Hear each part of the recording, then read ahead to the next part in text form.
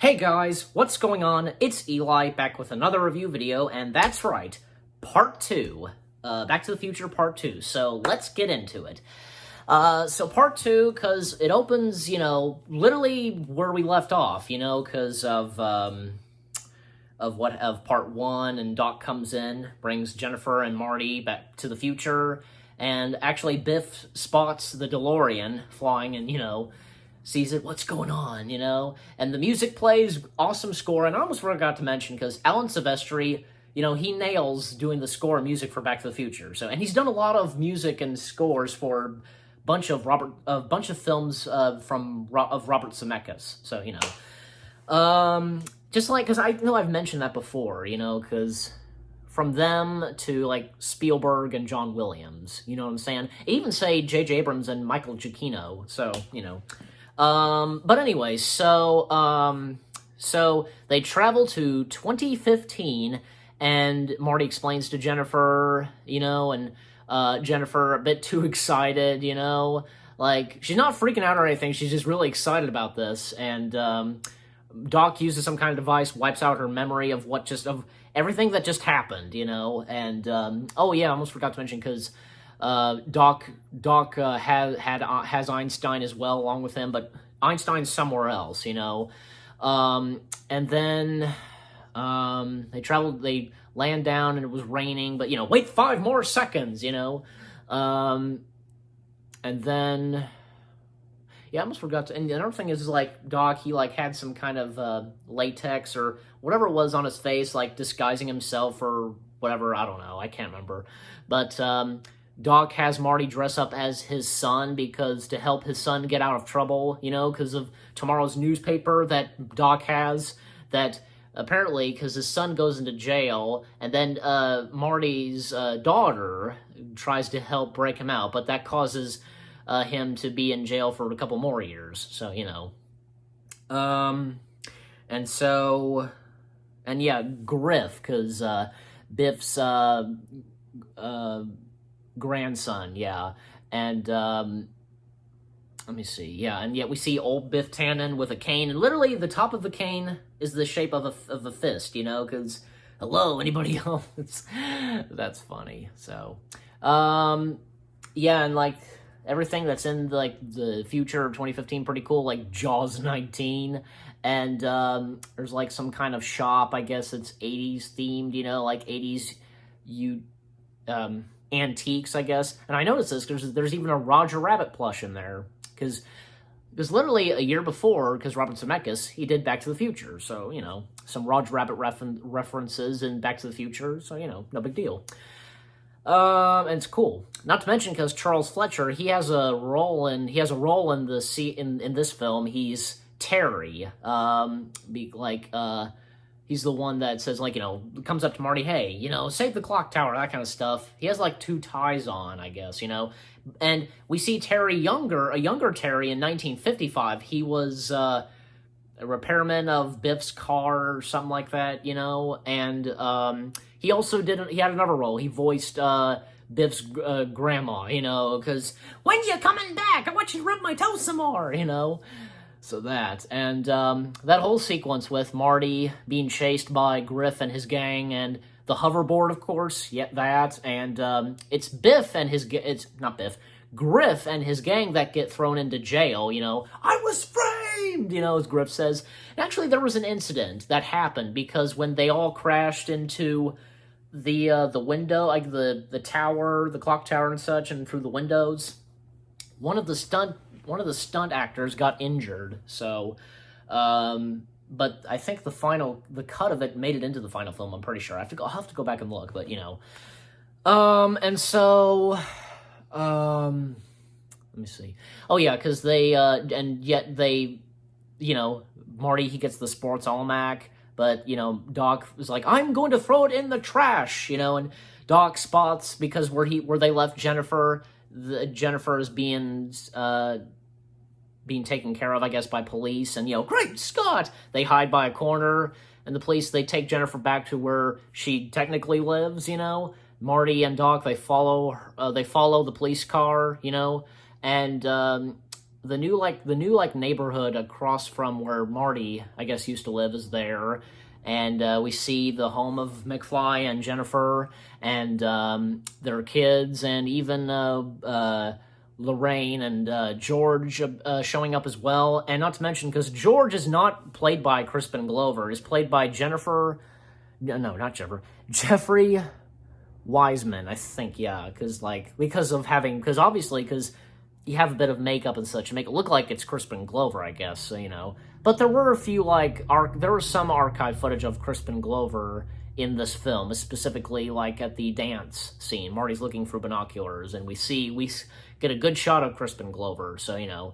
So that, and also Needles, because apparently, I guess, he's somewhat the one who, picked on McFly, and now he's some kind of, I don't know what it is, I kind of forget, because he has Marty put in his credit card or something, and that would get him fired, and it does get him fired, so, and that whole thing, and in part 2, what's the matter, McFly, chicken? Nobody calls me chicken. Oh, I almost forgot to mention, Elijah Wood makes a cameo in this too, at the 80s cafe, because, that whole scene with McFly, because, all I want is a Pepsi, because, you have on the TV screens Michael Jackson and Ronald Reagan. And actually, I'm looking at this on the tablet.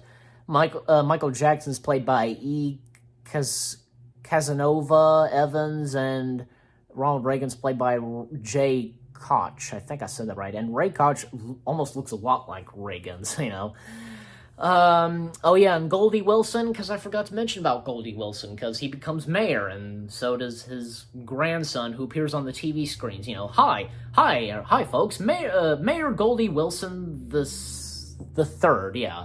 So that, and the thing is, Biff gets a hold of the Sports Almanac, travels back to 1955 to give it to Biff, and when they travel back to 1985 is completely changed.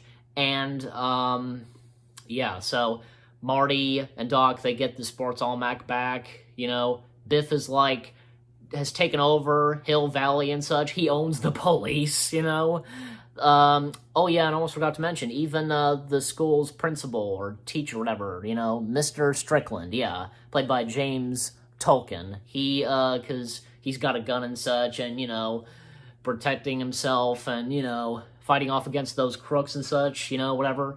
And, but yeah, even Lorraine being forced to marry Biff and such, And, but yeah, and even George McFly in the alternate 1985 being shot and killed, So again, McFly and Doc, they get the,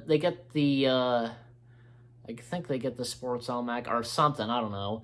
But no, they don't, not in the alternate 1985, but they travel back to 1955 to get it back, to get it from the younger Biff. So, and so, and it's really cool. I like it because the rest of the film, when they're in 1955, because not only are Doc and Marty there, but also the other Marty is there as well, who traveled to 1955, and you have Doc from 1955 as well. So, that's really cool.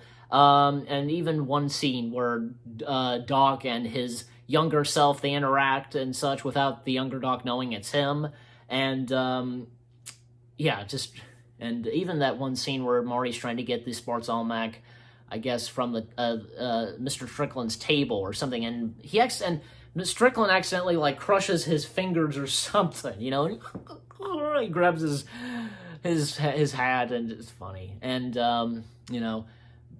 even Biff's three guys, they spot McFly, and they think it's him on stage, but it's not that Marty, and Marty takes care of them, and yeah, and Biff gets a hold of the Sports Almanac again because Biff called him a chicken again, but as he's saying, nobody calls me poo, the door hits his face, and Biff gets the Sports Almanac, and at least Marty makes his point, I never should have let Biff get to me, as he says that in part 3, I remember now. So Biff and Marty, they go after Biff, and they're over him because they're in the flying DeLorean, and Marty, he's on the hoverboard, a whole sequence where they're a chase sequence trying to get the sports almanac, and through the tunnel, which is the same tunnel that was used in Roger Rabbit, the tunnel leading to Toontown, so you know.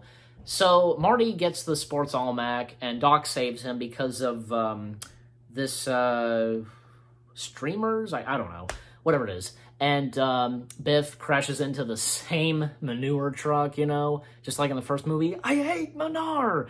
Marty burns the almanac, the sports almanac. Everything is restored, but out of nowhere, Doc, he gets struck by lightning, sending him to 1885. So, and Marty is confronted by somebody because gives him a letter because, you know, a letter from Doc from 1885, sorry, and Marty goes to the other Doc from, you know, younger Doc and such.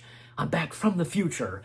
Great Scott, he faints, and thus we get and actually, because it's, you know, it's in the movie, like, we get a sneak peek of part 3 coming in the summer of 1990, and thus we have part 3. So Back to the Future Part 2, it's great, and I remember reading this because Robert Zemeckis said this was one of the weirdest films or bizarre films he ever did. I guess that's how he put it. I can understand that. Look at, especially because maybe the style of 2015, but also 1985. You know what I'm saying? So, you know.